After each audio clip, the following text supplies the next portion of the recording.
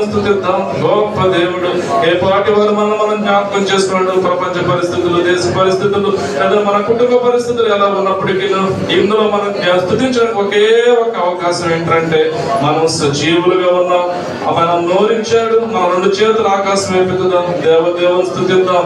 రాజుని స్తుతిద్దాం. ప్రభువుని స్తుతిద్దాం. ఆశ్చర్యకరుడైన దేవుడు, ఆలోచనకర్త అయిన దేవుని స్తుతిద్దాం. సమాధానాధిపతిని స్తుతిద్దాం. అదిగో వేల దూతలతో కెరూపులు సెరూపుల మధ్యలో పరిశుద్ధుడు అని ప్రతి బాష్ప బిందువును తుడిచే మన దేవుడు మనకున్నాడు. ఆయన స్తుతిద్దాం. ఇప్పుడు చదివాం కదా, మన కన్నీటి ప్రతి బాష్ప బిందువును ఆయన తుడిచే దేవుడు. ఎంత గొప్ప దేవుడు. ఆయన ప్రేమ మితి లేనిది. కృప వెంబడి కృపతో మనం సజీవులుగా ఉంచిన దేవుని స్తుతిద్దాం. హల్లెలూయా, హల్లెలూయా. స్తోత్రం దేవానికి వందనాలయ్యా. దేవానికి స్తుతులు ప్రభువా. అయా యూదా గోత్రపు సింహమా నీకు వందనాలు. సర్వశక్తి మంత్రులైన దేవా యక్షదానికి స్తోత్రాలు. హల్లెలూయా, హల్లెలూయా. స్తుతిద్దాం. ప్రేరేపించబడిన వారిలో ఒకరు స్తుతి ఆరాధన చేద్దాం. ఉన్నప్పటికీ కూడా నా తండ్రి, నేను సజీవుడునని సెలవిచ్చిన మా తండ్రి, వందనాదంలో కూడిన తండ్రి, మీ నామాన్ని స్తుతించేటువంటి ధన్యతను భాగ్యాన్ని అవకాశాన్ని ప్రభువా ఇక్కడ ఉన్న మా అందరికీ కూడా మీరు దయచేసినందుకు స్తోత్రములు. మన దేవుడైన స్తోత్రం. స్తుతి ఆగమ అర్పించేవాడు, నన్ను మహిమపరచున్నాడని సెలవిచ్చిన కానీ సముద్రముల యందు కానీ మహాసముద్రములన్నిటి యందు ప్రభువా మీలాంటి దేవుడు లేడని ప్రభువా పరిశుద్ధ గ్రంథం ఆయన మాతో మాట్లాడుతుందయ్యా. మా యొక్క ఇశ్రాయేలీల కుల దైవమా, మా జీవమా, మాకు బలమై ఉన్న మా తండ్రి, మనకు బలమై ఉన్న దేవునికి ఆనందగానము చేయమని ప్రభువా కీర్తనకారుడు సెలవిస్తున్నాడు. మాలో 38 మార్లు ప్రభువా అందరితో మాట్లాడిన మా తండ్రి మీకు వందనాలయ్యా. ఈ యొక్క 3వ నెలలో 8వ తారీఖులోనికి ప్రవేశపెట్టినందుకు వందనాలు. ఇక్కడ ఉన్న అందరినీ మా కుటుంబాలను మీరు జ్ఞాపకం చేసుకొని మమ్మల్ని నడిపిస్తున్న విధానమును బట్టి మనకు కావలసినటువంటి ప్రభువా నా తండ్రి నాయన కావలసినటువంటి ఆయుష్ను ప్రభువా మీరు మాకు దయచేస్తూ మమ్మల్ని నడిపిస్తున్నందుకు కృతజ్ఞత. మహిళా దినోత్సవ శుభాకాంక్షలు. జీవితంలో మహిళ అని అనలేం, కానీ ఒక కూతురుగా నాన్నని సంతోషపెట్టగలరు, ఒక భార్యగా భర్తని నడిపించగలరు, ఒక అమ్మగా బిడ్డలను తయారు చేయగలరు, ఒక అమ్మమ్మగానో నానమ్మగానో పసిబిడ్డలను ప్రేమను పంచగలరు. ఇలా ఎన్నెన్నో పాత్రలు దేవుడు మీకే రాసిచ్చాడు. ఆ పాత్రలో సంతోషంగా ఇమిడిపోండి. దేవుని స్తోత్రం. ఆ పాత్రలో ఏంటండి? సంతోషంగా ఇమిడిపోండి. కూతురుగా ఉన్న రోజులు నాన్నను సంతోషపెట్టండి. భార్యగా ఉన్న రోజులు భర్తని, కుటుంబాన్ని మీ భుజాల మీద మోయండి. పెద్దవాళ్ళు అయిన తర్వాత మీ అనుభవాలతో మీ బిడ్డల్ని నడిపించండి. దేవుడు ఇచ్చిన పాత్రని పరిపూర్ణం చేయండి. దేవుని స్తోత్రం. చిన్న ప్రార్థన చేసుకుందాం. అక్కడ అందరం తల నుంచి చిన్న ప్రార్థన చేసుకుందామండి. దేవుడు మనందరితో మాట్లాడాలి. నాతో మాట్లాడాడు. నా ద్వారా మీ దగ్గరికి మాటలు వస్తున్నాయి. ఇందాక అన్నయ్య ప్రార్థన చేశాడు. షాలేము రాజు, సమాధానం కావాలని అడగండి, శాంతి కావాలి అని అడగండి, కుటుంబం బాగుండాలయ్యా, నువ్వు సర్వోన్నతుడివి, నాకు ఏదైనా చేయగలిగిన గొప్ప సహాయాన్ని, నీ మాటలు నాకు అర్థం అవ్వాలి అని కోరుకుంటూ చిన్న ప్రార్థన చేసుకోండి. దయగల తండ్రి, కృపగలిగిన దేవా, మీకు వందనాలు నాయన. సంఘంతో ఇందాక చేతులెత్తి ప్రార్థన చేశారు. అయ్యా, నేను కూడా నా చేతులు నీ వైపు చాపుతున్నాను, నాకు సహాయం దయచి. సంఘాన్నైనా నడిపించడానికి మీరు పెట్టారు అయినా, ఎక్కడనైనా మీతో మాట వినిపించుకోకుండా, ఎక్కడనైనా లెక్క తగ్గకుండా జాగ్రత్తగా నా పనిచేసే శక్తి నాకు దయచేయండి. సమయోచితమైన సహాయాన్ని అందించండి. మీ పరిశుద్ధాత్మని మాతో ఉంచండి. మీ సన్నిధి కాంతి మా మీద పడడానికి సహాయం చేయండి. నడిపించండి. యేసు నామములో అడిగి వేడుకుంటున్నాం తండ్రి, ఆమేన్. జీవిత ప్రయాణంలో బయలుదేరి అసలు దేని గురించి బయలుదేరేమో దాన్నే మర్చిపోయి మన ప్రయాణాన్ని వ్యర్థం చేసుకుంటాం. అలాగంటే జీవిత ప్రయాణంలో ఏదో ఒక గమ్యాన్ని ముందు పెట్టుకుని దేని గురించి అయితే నడక మొదలు పెట్టావో దాన్నే మర్చిపోయి మైమరిచిపోయి నీ జీవిత దినాలని ప్రయాణాలని వ్యర్థం చేసుకుంటాం. ఇది ప్రతి దశలోనూ మనిషికి అలవాటే. ఏంటి? గమ్యాన్ని చేరలేకపోవడం. మీకు అర్థమయ్యేలాగా ఒక చిన్న విషయం చెప్తాను. పిల్లల్ని ప్రతిరోజు స్కూల్కి పంపించండి అంటారు. ఎందుకంటారు? 100% అటెండెన్స్ ఉండటం వల్ల ఉపయోగం ఏమి లేదు. అసలు 100% మరి ఏంటి అంటే, నేను స్కూల్కి పంపించినా, కాలేజీకి పంపించినా, లేదా ఒక టెక్నికల్ స్కిల్ నేర్చుకోవడానికి పంపించిన ముఖ్య లక్షణం ఏంటంటే టాప్ స్కూల్ కాదు, లో స్కూల్ కాదు, తెలుగు మీడియం కాదు, ఇంగ్లీష్ మీడియం కాదు, స్టడీ అవర్స్ కాదు. అసలు దానిలో గమ్యం ఏంటంటే ఎగ్జామ్స్లో పాస్ అవ్వడం, మార్కులు తెచ్చుకోవడం అనుకుంటారు స్టూడెంట్స్. సంవత్సరం అంతా అలవైనా పర్వాలేదు, 1 నైట్ స్టాండింగ్లో ఒక 10 క్వశ్చన్స్ చదివేసి పాస్ అయిపోదాం అనుకుంటారు. కాదు. అసలు గమ్యం ఏంటంటే స్కూల్కి, కాలేజీకి ఏదైనా స్కిల్కి పంపించడంలో గమ్యం నేర్చుకోవటం. దేవుని స్తోత్రం. యూపీఎస్సీ ఎగ్జామ్స్ రాస్తూ ఉంటారు. ఒక కలెక్టర్, ఒక ఐఏఎస్, ఒక ఐపీఎస్ అవ్వాలని కదా. డిగ్రీ చేసిన ప్రతి వాడు యూపీఎస్సీకి రాసేయచ్చు. మరి అందరూ ఎందుకు రాయలేరు?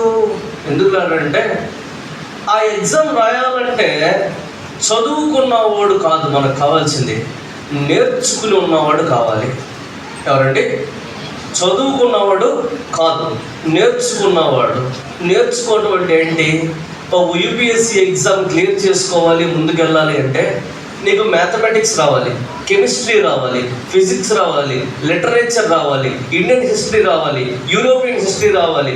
ఆల్ కైండ్స్ ఆఫ్ బ్యాక్గ్రౌండ్ తెలిసినోడే ఒక యూపీఎస్సీ ఎగ్జామ్ రాసి కలెక్టర్ అవ్వడానికో, ఐపీఎస్ అవ్వడానికో, ఐఏఎస్ అవ్వడానికో. తప్పితే బీటెక్ పాస్ అయినంత మాత్రాన యూపీఎస్సీ ఎగ్జామ్ నువ్వు రాయలేవు. చిన్నప్పటి నుంచి అన్నీ నేర్చుకున్నా కూడా ఆ ఎగ్జామ్ని. అలాగే జీవితంలో గమ్యం మిస్ అయిపోతాం. కొన్నిసార్లు బయలుదేరతాం, రోజులు ఖర్చు పెడతాం, శక్తిని ఖర్చు పెడతాం, కానీ ఎక్కడ దెబ్బతింటాం? ఆ ప్రయాణమే వ్యర్థం చేసేసుకుంటాం. ఇప్పుడు పిల్లలు ఉన్నారు, 10 సంవత్సరాలు చదువుకున్నారు. ఇప్పుడు యూపీఎస్సీ నుంచి నువ్వు బేసిక్స్ నుంచి మొదలు రాద్దాం అనుకుంటే అవదది. నేర్చుకుని ఉన్నవాడు చేయగలడు, కానీ నేర్చుకోవాలని అనుకున్నాడు ఇప్పుడేమి దాన్ని గమ్యం లేని పరిస్థితి అని అంటారు. అయితే ఇది కేవలం ఒక్కొక్క దశలో, అంటే ఓ చదువులోనో లేదా వేరే వ్యాపారంలోనో వేరే చోట అనుకుంటే కాదు, భక్తిలో కూడా గమ్యాన్ని మనం మిస్ అయిపోతాం కొన్నిసార్లు. మీరు చూడండి, ఏ రిలీజియన్ని చూసినా రిఫార్మేషన్స్ ఉన్నాయి. ఇప్పుడు హిందూయిజం ఉంది, వివేకానంద ఉన్నారు, దయానంద సరస్వతి ఉన్నారు, శంకరాచార్యులు ఉన్నారు, రాజా రామ్మోహన్ రాయ్ ఉన్నారు. వీళ్ళందరూ హిందూయిజాన్ని ఏం చేశారు? రిఫార్మ్ చేశారు. సంస్కరణలు, మళ్ళీ గమ్యం వైపు నడవటం. మన క్రిస్టియానిటీలోకి వచ్చేసరికి మార్టిన్ లూథర్, జాన్ నాక్స్, హెన్రిక్ జింగ్లీ, ఇలా కొంతమంది ఉన్నారు. వాళ్ళు మన క్రిస్టియానిటీని ఏం చేశారు? రిఫార్మ్ చేశారు. అలా ఇస్లాంలోకి వెళ్ళామనుకోండి, రషీద్ కుని, అలాగే ఈయన పేరు కొద్దిగా జమాల్ ఆదిన్ ఆఫ్ఘనీ, ఇలా కొంతమంది భక్తిలో సంస్కరణలు తీసుకొచ్చారు. దేవుని స్తోత్రం. కానీ వీళ్ళందరూ చేయడం వేరు, దేవుడు సంస్కరించడం వేరు. ఏంటంటే మనుషులు సంస్కరించడం వేరు, దేవుడు సంస్కరించడం వేరు. మనం ఈరోజు దేవుడు ఏర్పాటు చేసిన ఒక విధానాన్ని చూసుకుందాం. వద్దామండి. లేవీకాండం 1వ అధ్యాయం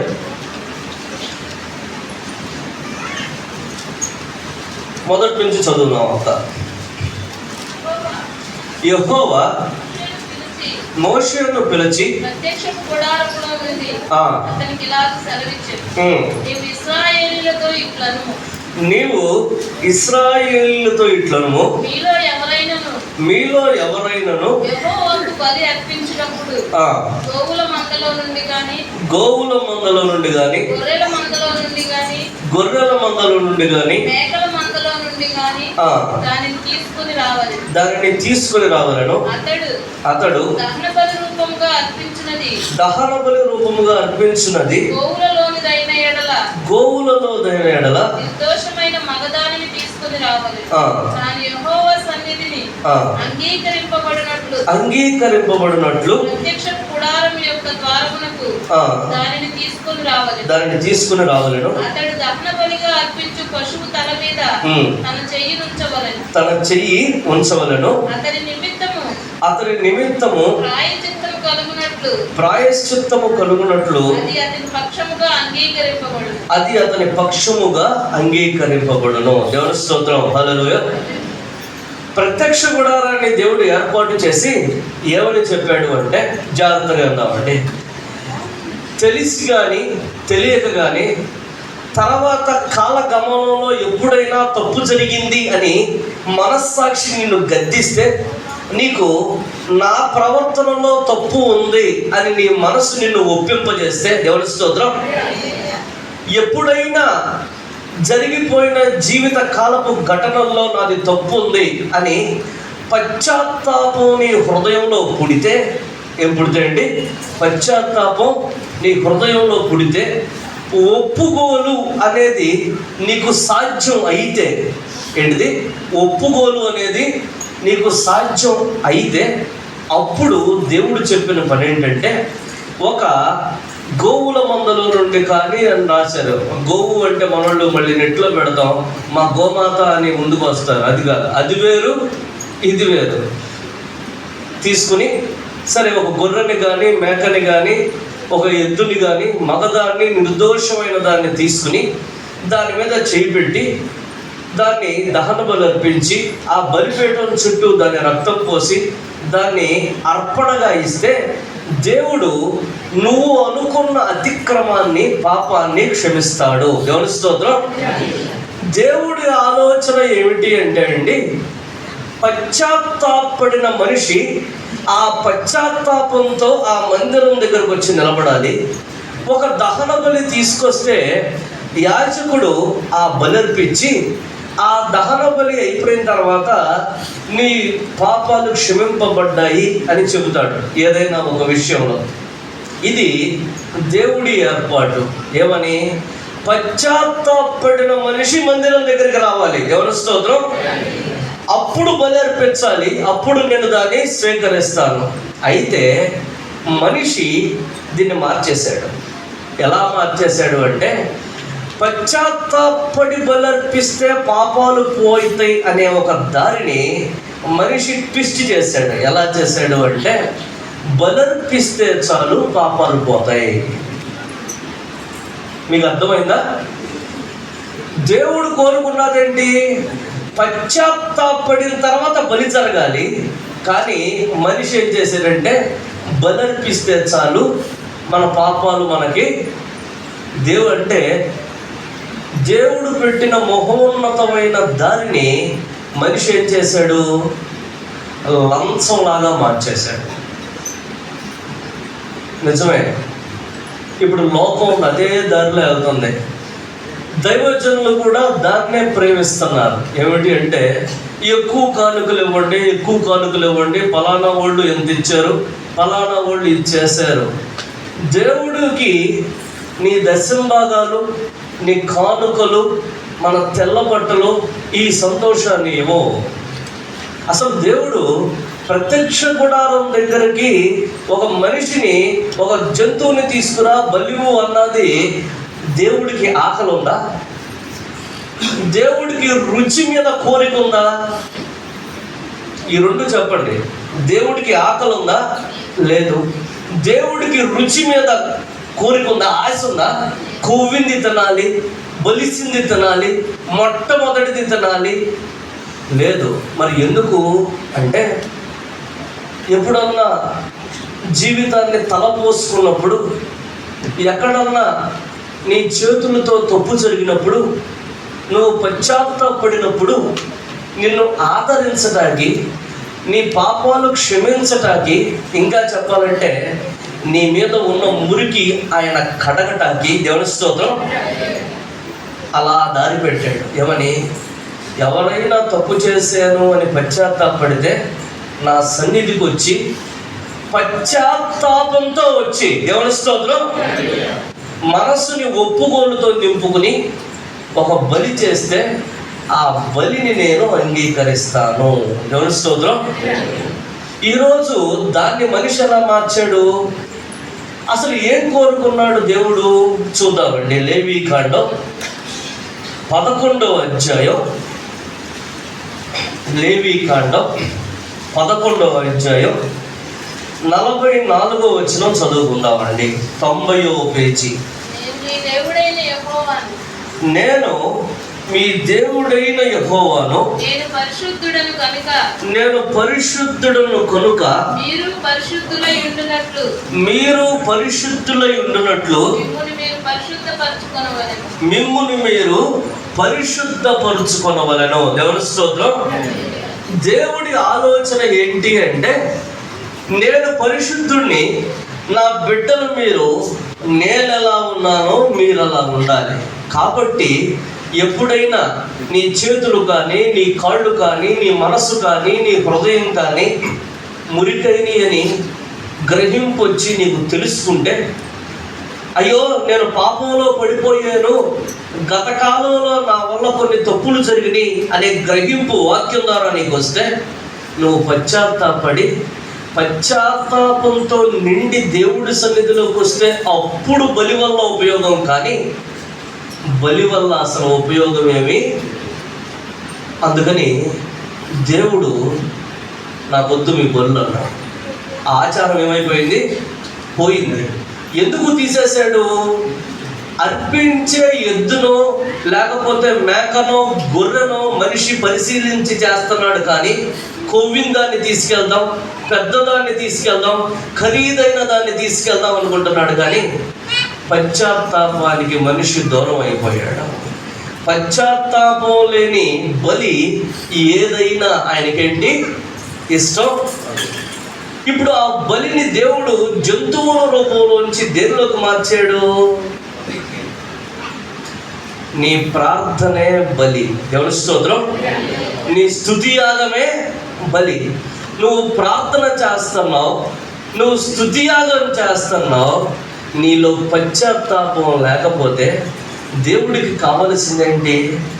ప్రతిరోజు, ప్రతి నిమిషం, ప్రతి ఉదయం లేవగానే నిన్న ఏ విషయంలో నేను దేవుడికి అంగీకారంగా లేను అని పరిశీలన కలిగిన జీవితం దేవుడికి ఇష్టం. దేవుని స్తోత్రం. ఎలాంటి బలులు అర్పిస్తున్నావు దేవుడి సన్నిధిలో? ఎలా ప్రార్థన చేస్తున్నావు? నువ్వు ఎంత గొప్ప ప్రార్థన చేసినా, ఎంత ఖరీదైన వాయిద్యాలతో నువ్వు ఆరాధన చేసినా, పశ్చాత్తాపం లేని బలి వైపు ఆయన చూడడు. ప్రతి మనిషి ఎలా ప్రవర్తించాలి అనుకుంటాడు అంటే, ఒంటి మీద తెల్లటి బట్టలు ఉన్నాయి కదా, ఎక్కడ మురికైతే అక్కడ శుభ్రం చేసుకోవడానికి సిద్ధంగా ఉండాలని కోరుకుంటాడు. దేవుని స్తోత్రం. మరి నీకుందా ఆలోచన? ఎత్తుక్కుంటున్నావా? మాటలు, ఆలోచనలు, నడక, చేసే పని, జీవితం ఎక్కడైనా దేవుడు కోరుకున్న దానికి వ్యతిరేకంగా ఉందా? ఏం కోరుకున్నాడు దేవుడు? నేను పరిశుద్ధుడిని కనుక మిమ్మల్ని మీరు పరిశుద్ధపరుచుకొనుడి. దేవుని స్తోత్రం. అంట దేవుడు చక్కగా వివరించారండి. చూద్దాం. యెషయా గారు ఈ రిఫర్మేషన్కి హెడ్. భక్తి యొక్క డిస్టెన్స్ వస్తుంది. 56వ అధ్యాయం, యెషయా గ్రంథం 56వ అధ్యాయం చదువుకుందామండి మొదటి నుండి. యెహోవా ఇలాగ సెలవిచ్చుచున్నాడు, యెహోవా ఇలాగ సెలవిచ్చుచున్నాడు, నా రక్షణ వచ్చుటకు సిద్ధముగా ఉన్నది, నా రక్షణ వచ్చుటకు సిద్ధముగా ఉన్నది, నా నీతి వెల్లడి ఎగుటకు సిద్ధముగా ఉన్నది, నా నీతి వెల్లడి ఒకటకు సిద్ధముగా ఉన్నది. న్యాయ విధిని అనుసరించుడి, న్యాయ విధిని అనుసరించుడి, నీతిని అనుసరించి నడుచుకొనుడి. నీతిని అనుసరించి నడుచుకునుడి. దేవుని స్తోత్రం. భక్తిలో ఉద్యమాన్ని లేపిన మొదటి వ్యక్తి యెషయా ప్రవక్త. మనకి ఎవరండి? భక్తిలో ఉద్యమాన్ని లేవనెత్తిన, మన ప్రార్థన బాగోలేదు, మన నడక బాగోలేదు, మనం ఆరాధించే దారి బాగోలేదు అని మొట్టమొదటిసారి గొంతెత్తిన మనిషి ఎవరు? యెషయా ప్రవక్త. అన్నాడు, రక్షణ మనకి సిద్ధంగా ఉంది అంటున్నాడు, నీతిని అనుసరించి. ఏంటి నీతి? దేవుడికున్న ఒకే ఒక్క నీతి పరిశుద్ధతే. దేవుని స్తోత్రం. ఆయనకి వేరే నీతి ఏమీ లేదు. ఒక మనిషి అన్ని విషయాల్లో పరిశుద్ధంగా ఉండటమే దేవుడికి నచ్చిన నీతి. దాన్ని అనుసరించి నడుచుకోండి అంట. కొన్ని మాటలు ముందుకు తీసుకొచ్చారండి. 3వ వచనం నుండి చదువుకుందాం. ఒక యెహోవాను హత్తుకొను అన్యుడు, యెహోవాను హత్తుకొను అన్యుడు నిశ్చయముగా యెహోవా తన జనులలో నుండి, యెహోవా తన జనులలో నుండి నన్ను వెలివేయునని అనుకొనవద్దు, నన్ను వెలివేయునని అనుకొనవద్దు. చాలండి, ఆగుదాం. అన్యుడు అంటే ఇక్కడ ఈ మాటని చాలా మిస్అండర్స్టాండ్ చేసుకున్నారు. అదేదో కొద్దిగా నెగిటివ్ వర్డ్ లాగా. యేసయ్య కానీ యెహోవా తండ్రి కానీ తెలియని మనిషి అని అర్థం, అంతే. అంతకన్నా అదేమీ లేదు. ఇంటర్నెట్లో చాలామంది అన్యులు అంటే అది హిందువుల్లో ముస్లింలో రిఫర్ చేసింది కాదు.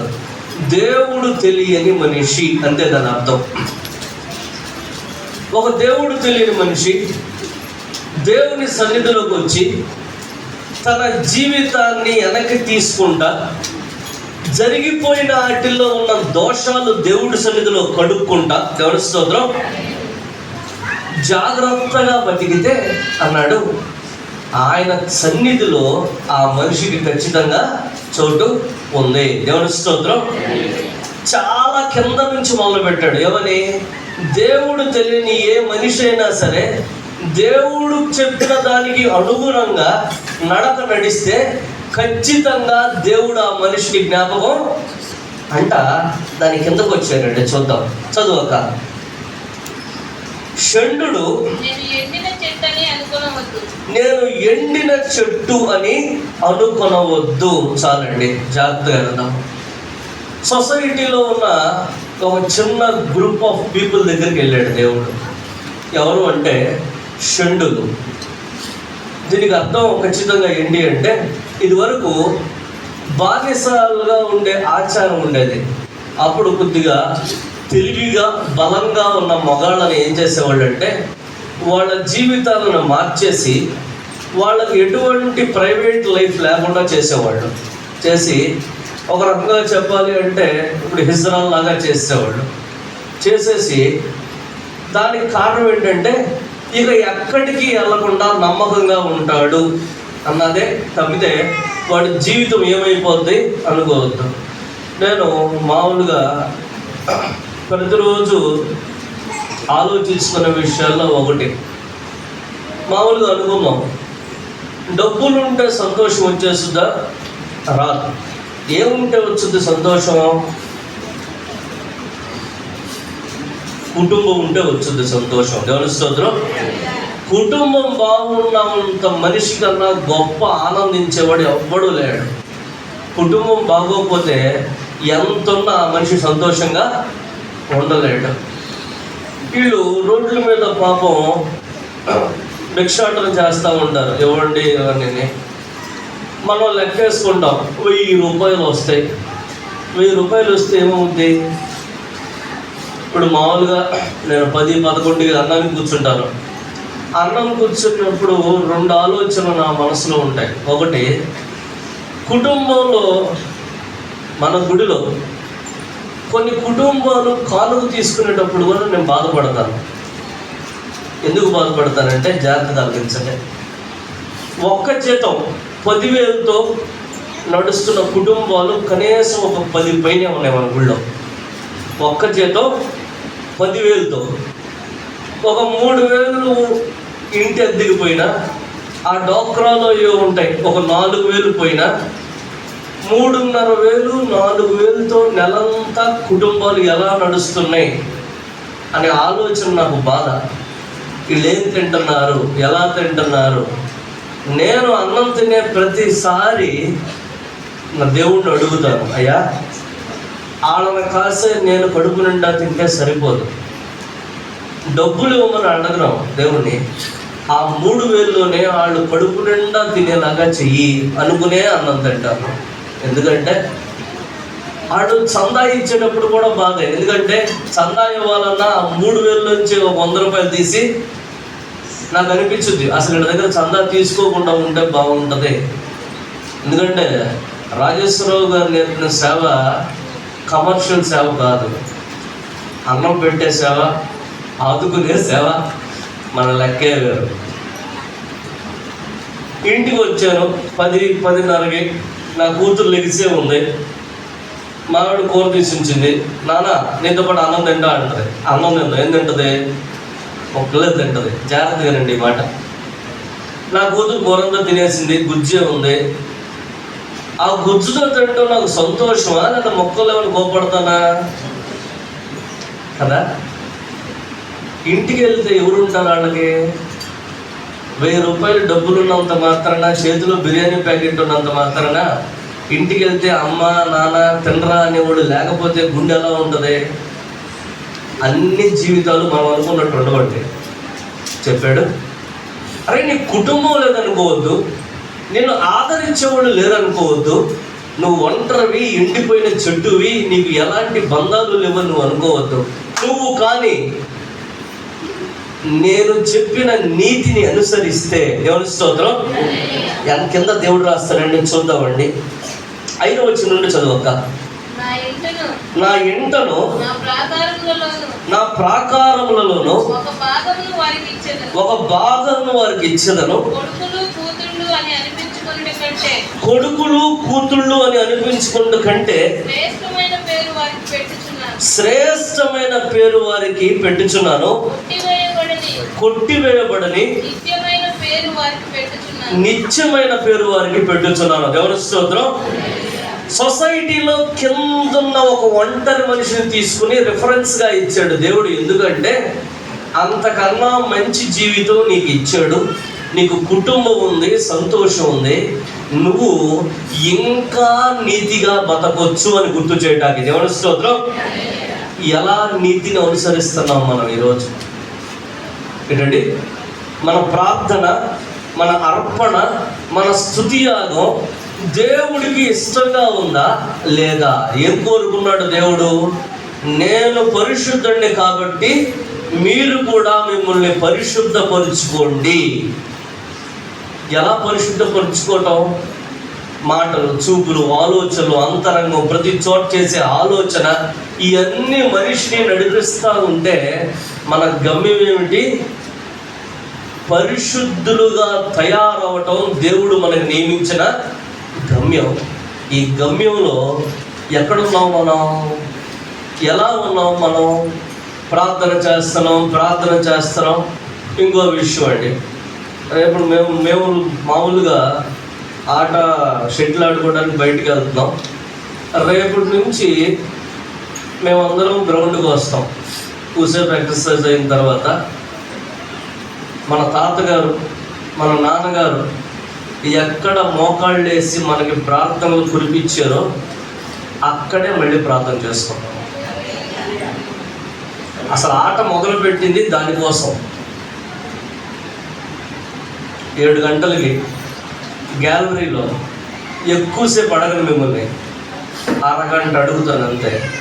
రోజుకి మిమ్మల్ని నేను అడిగే టైం ఎంత? నాకు యూత్ ఎవరైనా ఎక్కడున్నా, మన తాతగారు ఎక్కడ కన్నీరు కార్చారో, నాన్నగారు ఎక్కడ మోకాళ్ళ మీద ఉండి ప్రార్థన చేశారో అక్కడే మళ్ళీ మన ఆత్మీయ జీవితాలు, అక్కడే రక్షణ పొందాం, అక్కడే ప్రార్థన నేర్చుకున్నాం, అక్కడే సమస్యలు తీర్చుకున్నాం.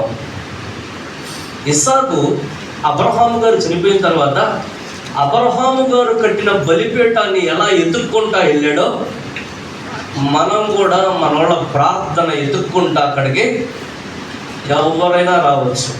నేను వెళ్తున్నాను ఎందుకంటే నాకు అవసరం.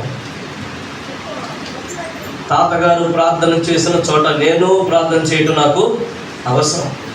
నాలోళ్ళు ప్రార్థన చేసిన చోట, కొన్ని వందల మంది బాప్తీసం తీసుకున్న చోట, రక్షణ పొందిన చోట మనం కూడా ప్రార్థన చేయటం. రండి కలిసి మళ్ళీ ఆత్మీయ జీవితాలు. అయితే ప్రేమ దేవుడులారా, ఏం అడుగుతున్నాడు దేవుడు మనల్ని? నువ్వు 11 గంటలకు ప్రార్థన చేయి, 6 గంటలకు ప్రార్థన చేయి, 4 గంటలకు ప్రార్థన చేయి, ఎప్పుడైనా ప్రార్థన చేయి. నీ ప్రార్థనలో దేవుడు ఎదిగేది ఏముంది అంటే, పరిశీలన చేసుకుంటున్నావా నీ గతాన్ని? నీ అడుగుల్ని పరిశీలన చేసుకుంటున్నావా? నీ మాటల్ని పరిశీలన చేసుకుంటున్నావా? ఎక్కడైనా పశ్చాత్తాపం అనేది ఎదురుపడుతుందా? చెప్పండి. నీ ప్రార్థన ఆయనకి నచ్చదా? అయితే నీ ప్రార్థన ఆయనకి నచ్చదు. ఇందాక ప్రకటన గ్రంథంలో చదువుకున్నాం, చూద్దామండి. 7వ అధ్యాయం, ప్రకటన గ్రంథం 7వ అధ్యాయం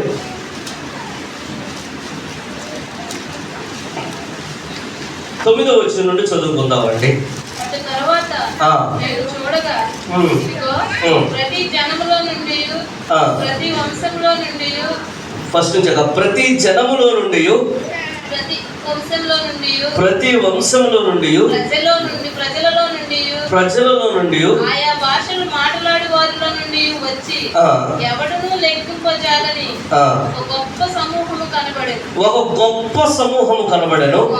వారు తెల్లని వస్త్రములు ధరించుకున్న వారై, తెల్లని వస్త్రములు ధరించుకున్న వారై, ఖర్జూరపు మట్టలు చేతపట్టుకొని, ఖర్జూరపు మట్టలు చేతపట్టుకొని, సింహాసనం ఎదుటను, గొర్రెపిల్ల ఎదుటను నిలవబడి, గొర్రెపిల్ల ఎదుటను నిలవబడి, సింహాసనాసీనుడైన మా దేవునికి,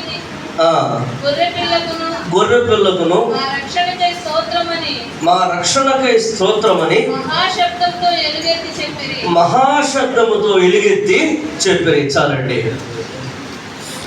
ప్రకటన గ్రంథంలో యోహాను భక్తుడికి దేవుడు ఒక దర్శనం చూపించాడు. ఏమిటి అంటే, జాగ్రత్తగా విందాం.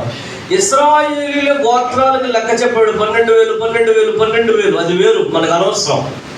మనకు కావాల్సింది ఏంటంటే, ప్రతి జనములో నుండి, ప్రతి వంశంలో నుండి, ఆయా భాషలు మాట్లాడే ఎన్నో రకాల తెగల నుండి, పరిస్థితుల నుండి, ప్రదేశాల నుండి ఒక లెక్కింపలేనంత పెద్ద జన సమూహం తెల్లని బట్టలు వేసుకుని సింహాసనం ముందు నిలబడ్డారట. దేవుని స్తోత్రం.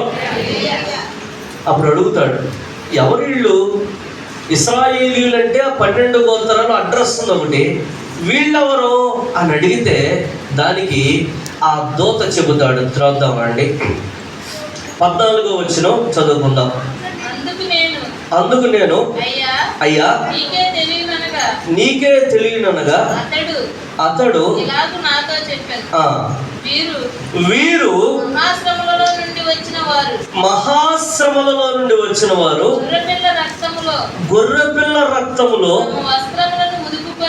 తమ వస్త్రములను ఉదుకుని వాటిని తెలుపు చేసుకొని. ఆగుదామండి. ఆ పరలోకంలో సింహాసనం ఎదుట ఉన్న వీళ్ళందరినీ చూసి ఒకే ఒక ప్రశ్న అడిగారు, అసలు ఎవరు వీళ్ళు? దానికి 2 కారణాలు చెప్పారు. ఒకటి, వీరు మహాశ్రమల నుండి, అంటే ఇది మన క్రిస్టియానిటీ నమ్ముకున్నప్పుడు వేరు వేరు దేశాల్లో యేసయ్యను వద్దని చెప్పి మనుషులు తగలబెట్టేశారు, రంపాలతో పోసారు, కాల్చారు. అది కాదు శ్రమ. వీరు గొర్రెపిల్ల రక్తములో తమ వస్త్రాలు ఉతుకుకొని తెలుపు చేసుకొని మహాశ్రమల నుంచి వచ్చారంట. ఏంటంటే ఆ శ్రమ? శరీరాన్ని గెలవటానికి పడే శ్రమ. దేవుని స్తోత్రం. మాటల్లో మురికవకుండా ఉండటానికి పడే శ్రమ, జీవితాన్ని దేవుడికి అనుగుణంగా నడిపించుకోవడానికి పడే శ్రమ, పశ్చాత్తాపాన్ని ఎదుర్కోవటానికి పడిన శ్రమ. నిన్న ఏం చేశాను, మొన్న ఏం చేశాను, నా జీవితం ఎలా ఉంది అని మారు మనస్సు కోసం పరిగెత్తి జీవితాన్ని ఎదుర్కొనే శ్రమ ఉందా జీవితంలో? శ్రమ పడుతున్నావా? గతాన్ని తలపోసుకుంటున్నావా? మన సీనన్న బండి ఆగిపోయింది. సీనన్న మంచి మెకానిక్. బండి ఎందుకు ఆగిపోయింది? కొన్ని తెలిసి జరుగుతాయి, కొన్ని తెలియకుండా. జీవితం కూడా అంతే. కొన్ని తెలిసి జరుగుతాయి, కొన్ని నీకు నువ్వు చేసుకుంటావు. కొన్ని రోజులకైనా గ్రహింపు దగ్గరికి వెళ్ళు. ఇప్పుడైనా గ్రహింపు దగ్గరికి వెళ్ళు. మారాల్సిన చోట మార్చుకో. యేసయ్య దగ్గరికి వెళ్ళు. పశ్చాత్తాపాన్ని ప్రేమించు. దేవుని స్తోత్రం. దేన్ని ప్రేమించాలండి? పశ్చాత్తాపాన్ని ప్రేమించు. దిద్దుబాటుని అలవాటు చేసుకో. ప్రతిరోజు నీ జీవితాన్ని దేవుడి రెక్కల కింద చూసుకో, ఆయన వెలుగులో చూసుకో. దేవుడు కోరుకున్నదేంటి? ఇప్పుడు చెప్దాం. గొర్రెపిల్ల రక్తం నీ కోసం సిద్ధంగా ఉంది. దానిలో ఎక్కడ మురికైతే అక్కడ తెల్లనయ్యేదాకా కడగబడతానే కొన్ని ఆలోచనలు తగులుతాయి, కొందరు మనుషులు తగులుతారు, కొన్ని విధానాలు తగులుతాయి. మురికయింది అని తెలిసిన ప్రతిసారి దేవుడి దగ్గరికి వెళ్ళి ఏం చేయాలి? కడగబడటమే దేవుడికి. ఇప్పుడు చెబుదాం, ఎలాంటి ప్రార్థన జీవితాలు సాగుతున్నాయి, మన అర్పణలు ఎలా ఉన్నాయి, మన స్తుతియాగాలు ఎలా ఉన్నాయి. స్తుతియాగం దేవుడికి ఇష్టం లేదు. దేవుడికి కావాల్సిందేంటి? పశ్చాత్తాపడిన నోట్లోంచి స్తుతియాగం. ఎవరి స్తోత్రం? మారు మనస్సు ప్రేమించే హృదయంలోంచి వచ్చే ప్రార్థన ఆయనకు అవసరంలా. ఏం కావాలి? దిద్దుబాటు కావాలి అనే మనిషి ఆలోచన. సో చెప్తాం, రోజు ప్రార్థన చేస్తాను. నీ ప్రార్థన వైపు దేవుడు చూస్తున్నాడా లేదా? నువ్వు పశ్చాత్తాపడకుంటే, నువ్వు వేసిన అడుగులు నువ్వు పరిశీలన చేసుకోకపోతే, తప్పయింది అని మనసులో ట్రిగర్ అయినప్పుడు దాని గురించి నువ్వు మోకాళ్ళేసి ఆయన క్షమాపణ అడగకపోతే, నీ అర్పణ ఆయన అసలు చూడడు. కాబట్టి ప్రియమైన దేవుని బిడ్డలారా, గతాన్ని తవ్వుకోండి. మళ్ళీ ఎక్కడైనా తప్పు జరిగిందేమో దేవుని వాక్యపు వెలుగులో పరిశీలన చేసుకుందాం, మారదాం, కడగపడదాం. ప్రకటన గ్రంథంలో చెప్పింది ఏంటి? ఒకప్పుడు తెల్లని బట్టలు వేసుకున్న వాళ్ళు ఖచ్చితంగా ఆ పరిశుద్ధ సింహాసనం దగ్గరికి మనం ఉండద్దా? ఇలానే ఉండిపోదామా? ఉంటాయి, బలహీనతలు ఉంటాయి. పోరాడు, గెలువు, మారు మనస్సును ప్రేమించు, మెల్లగా లేచి నిలబడు, దేవుడి దగ్గరికి ఏడు, అడుగు. అయ్యా, నువ్వు దర్శనం చూపించావు, లెక్క పెట్టలేనంత మందికి నీ దగ్గర స్థానం ఉంది. Praise lord. అందులో ఒక్క చోటు నాకు, దానికి అర్హత ఏంటి? జాతి, మతం, ప్రదేశం, ఎలాంటి ఆక్షేపణలు లేవు. ఒక్కటే, ఆయన రక్తంలో కడగబడితే చాలు. కాబట్టి కొద్దిగా వ్యక్తిగతంగా ఆలోచించుకోండి. ప్రార్థన కాదు కావాల్సిన దేవుడికి, పశ్చాత్తాపడిన తర్వాత ప్రార్థన, వెనక్కొచ్చిన తర్వాత ప్రార్థన, తప్పు అని తెలిసి దాన్ని ఒప్పుకోవటానికి ప్రార్థన. ఇది ప్రార్థన చేస్తే అప్పుడు అంటాడు, నీ ప్రార్థనలన్నీ ఆయన. కాబట్టి ప్రార్థన చేయటం కాదు, పశ్చాత్తాపడి రావటం ఆయనకి ప్రార్థన చేస్తాం. ఆ రోజుల్లో ఆయన దగ్గరికి ఎలా వెళ్ళాలి? దహన బలి మీద, రుచి మీద, కొవ్వు మీద కాదు ఆయన మనసున్నది. వచ్చే మనిషి తప్పు తెలుసుకుని వస్తే చాలు, పశ్చాత్తాపడితే చాలు. 10 సంవత్సరాలకైనా అది తప్పు అని అర్థమైతే దానికోసం నువ్వు కన్నీళ్లు పెట్టి ఆయన క్షమించమని అడిగితే ప్రార్థన చేద్దామండి. ప్రభువుని దేవుని వందనాలైనా ఈ మధ్యాహ్నం కాల సమయంలో అయ్యా వెంటనే గ్రహింపు వచ్చే జీవితాలు ఖాయమయ్యాయి మాది. అన్నిటినీ వదిలేసుకోలేని బలహీనమైన మనస్తత్వం అయ్యా మాది, నాది. మీరు గ్రహింపించారు ఆయన. నిజమే, మీలో నేను, నాలో మీరు. మీకు ఒక చాలా దూరం ఉందయ్యా, క్షమించండి.